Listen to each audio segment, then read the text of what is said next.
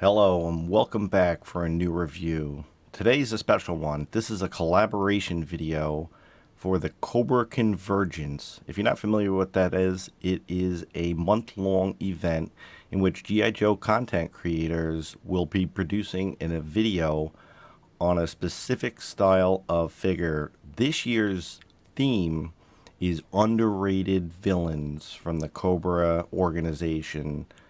As you can see, I have chosen Road Pig. This is a custom figure that I put together years ago, and that's not going to be the focus of the review. The review is going to be focused on the original figure, the figure that inspired it. But I figured you'd like to just take a quick look at this custom figure before we get started. Road Pig is one of the dreadnoks. He's one of the biggest, ugliest, smelliest of all of them. A very unique character.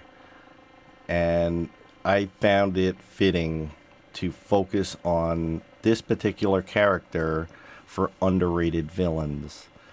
He was never really a very popular character that was used in the comics, or I should say more in the cartoons. I do remember seeing one of the cartoons with him in it, and it involved the Queen of England. It was very hokey.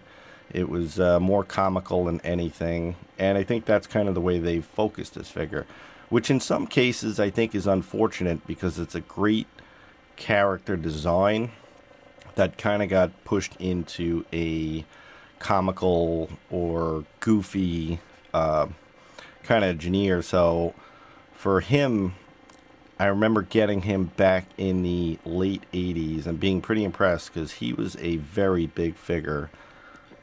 But giving you a full view of the custom figure, you can see where I took all the inspiration from.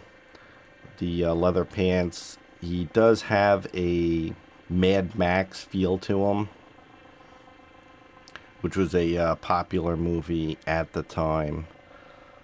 Alright guys, so without further ado, let's take a look at Road Pig. Stay tuned.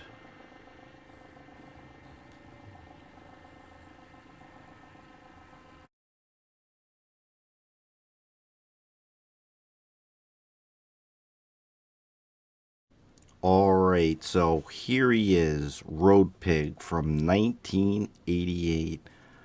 This particular year kind of marked the end of my original purchasing as a kid of the G.I. Joes. It was an era when I was moving, and really the line was getting bizarre after that. But that's a story for another time. He was a very unique addition to the dreadnoks. As you can see, all the others around him are all sporting faded blue jean kind of look. Road Pig came with leather pants. They all were a little goofy looking in their outfits, but Road Pig definitely took it to a next level. You could tell he took big inspiration from the popular Mad Max movie. He just got that really out there look with the armor, the studded codpiece, the armor plated boots, and a main weapon is a sledgehammer. Just really way out there. And as you could see, he's a really big figure, bigger than all the other figures in the line at the time from Cobra. Of course, there was a Joe that did rival him, and that's, of course, Sergeant Slaughter. But nonetheless, a very impending figure. Taking a closer look at the actual figure, you'll see he's got his hair dyed white, and he has a red stripe going all the way around it. He's got ring around the head. Then into the large shoulder pauldrons. Then this is a removable piece. He has an anarchy tattoo on his left arm. And then into some of the accessories, he has this shield with spikes at the end of it. So that's also a clip-on accessory. And then when you look at it more closely, you'll see it's even got sculpted in dings and dents. So really nice touch. Sledgehammer is also really very interesting and cool accessory, something you wouldn't get normally in the line.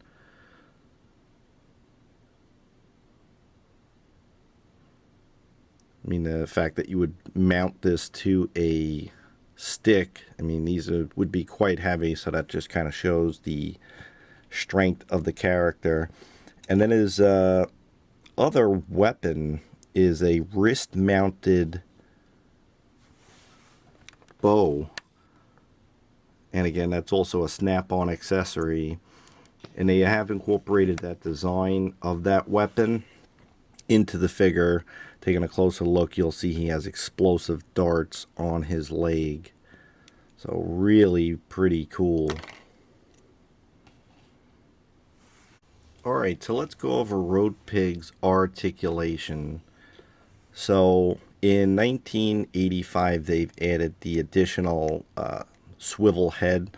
So the head could go up and down, and it did look left and right. The arm was on a pin and socket that could swivel all the way around and out. He had the swivel arm battle grip, which was the extra joint here, which allowed the figure to swivel. 90-degree bend at the elbow. He's held together with a rubber O-ring. So with that, he can move side to side, pivot forward and back, and then, of course, twist and pivot. Legs can move forward 90 degrees, and they could also move out, and the knee would bend at 90 degrees. So standard articulation for a G.I. Joe from 1988. Okay, so final thoughts on Road Pig. I think it's a really top tier figure. It's one of the figures that came out before the line started going completely neon, and it's one of those figures that really stood out as something different. I think the figure has got a bit of a following. There are a lot of people who do want Road Pig for their collection, and rightly so. He's unique, he's interesting, and he's pretty cool. So I would recommend picking up a Road Pig for your collection. I'd like to take this time to thank a few people, especially Hooded Cobra Commander, for allowing me to be a part of Cobra Convergence 3. Really appreciate it. And I'd also like to just mention a couple of other people who are working on their own videos for this as well. So yesterday's review you could take a look at from Comic Tropes. And coming up tomorrow is going to be a review by the Human Mechanism. Alright guys, I really appreciate you taking time to check out my review on Road Pig. Until next time, thanks for watching.